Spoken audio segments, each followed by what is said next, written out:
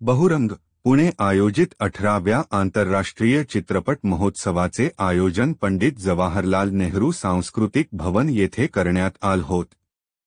भगवान बिरसा मुंडा हिंदी चित्रपटाच्या प्रदर्शनानंतर 2 दिवसीय आदिवासी चित्रपट महोत्सवाचा समारोप झाला। यावेळी बहुरंग पुणेचे अध्यक्ष doctor Kudlik Kedari, doctor Ramkrishna Pedhekar, Deshmukh, Meshram, doctor Supe, Maharashtra शासन आदिवासी सेवक पुरस्कार प्राप्त सीता किरवे, गायिका सुरेखा कुलाळ, नामदेव गंभीरे यांची उपस्थिती होती।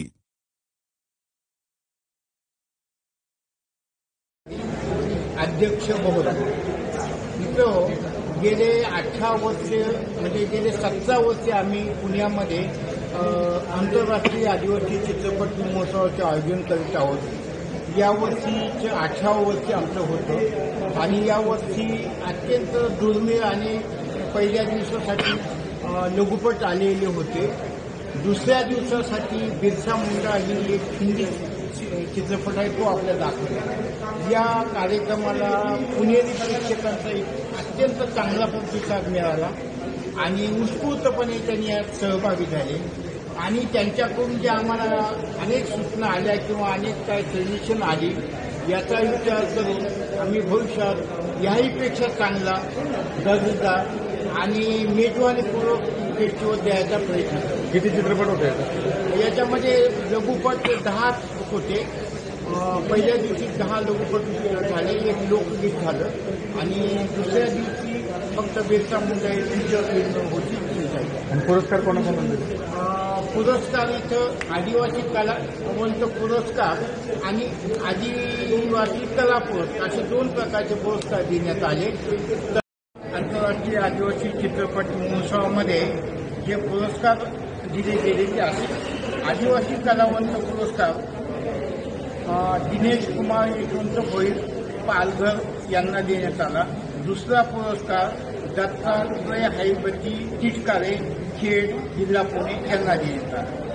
त्याच्यानंतर आदिवासी कला पुरस्कार हा पहिला पुरस्कार परमानंद हिरामन किराणी वरोरा चंद्रपूर यांना देण्यात आला आणि दुसरा पुरस्कार कृष्णा सदाशिव भुसारे विक्रमगड जिल्हा पालघर यांना देण्यात आला। कलावंतांचे सर्वांचे धन्यवाद।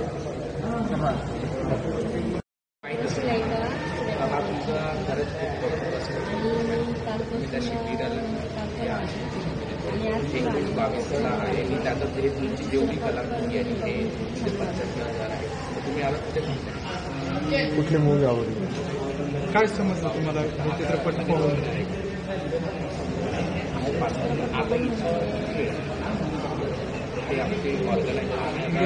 कोणत्या आदिवासी जे आपले क्रांतिकारक होते त्यांच्या चित्रपटांच्या ज्या कथा होत्या त्याच्यातून तुम्हाला एक काय फील झालं? तुम्ही काय चित्रपट? माझं नाव परमानंद हिरामन किराणी, मी चंद्रपूर जिल्ह्यामधून आलो आहे आणि वास्तविक पाहता आनंदवन जागतिक दर्जाचं जे आनंदवन आहे बाबा आमटे यांच्या आश्रमातून आलो आहे। मला वारली चित्रकला आणि भिंतीचित्र आणि संविधानाची जनजागृती जे 50 पैशाचं पोस्टकार्ड मिळतं त्याच्यावरती स्वतःच्या हस्तलिखिताने मी 50 पैशाच्या पोस्टकार्डवर संविधानाची उद्देशिका लिहिली गेली आहे। कारण भारताच्या राज्यघटनेला 75 वर्ष पूर्ण झाली असल्यामुळे त्याची जनजागृती करणं आवश्यक असल्यामुळे तो उपक्रम 50 पैशाच्या पोस्टकार्डला कोणी विचारत नाही, पण ते 50 पैशाच्या पोस्टकार्डवर मी माझ्या स्वतःच्या हस्ताक्षराकडे संविधानाची उद्देशिका लिहून जनजागृती केली। मग ते महाविद्यालय असो, शाळा असो, गाव असो किंवा राष्ट्रपती असो, त्यांना सुद्धा मी ही संविधानाची उद्देशिका पाठवली आहे आणि त्यानिमित्त मला हा पुरस्कार मिळाला आहे का ते? त्यासोबतच आनंद ज्या विद्यार्थ्यांना दिसत नाही, जे विद्यार्थी पाहू शकत नाही, अशांना मी चित्रकला हा विषय शिकवतो। कारण त्यांचा मेंदू शाबूत आहे, डोळे जरी नसले तर ते चित्र काढू शकतात आणि माझ्या मनात संकल्प आला की ते अंध आहेत म्हणून चित्र का बरं काढू शकत नाही आणि म्हणून त्यांच्यासाठी अनेक वर्ष मी अभ्यास केला हे चित्र कसे काढू शकतील आणि जे काही 50% त्यांना दिसतं अशा विद्यार्थ्यांना मी चित्रकला शिकवण्याचं काम केलं आणि ते सक्सेसफुल झालं आणि या उद्देशातून अंधसुद्धा मुलं चित्र काढू शकतात हा मेसेज पूर्ण जगभरात पोहोचला आणि तुम्हाला जर शक्य झालं तुम्ही आनंदवनात या आणि त्या अंध मुलांनी कशी चित्र काढले हे तुम्हाला प्रत्यक्षात तुम्हाला अनुभवता येईल. तर आज या वैश्विक मंचावर जागतिक मंचावर आंतरराष्ट्रीय 18वा आंतरराष्ट्रीय या चित्रपट महोत्सवानिमित्त आम्हाला इथे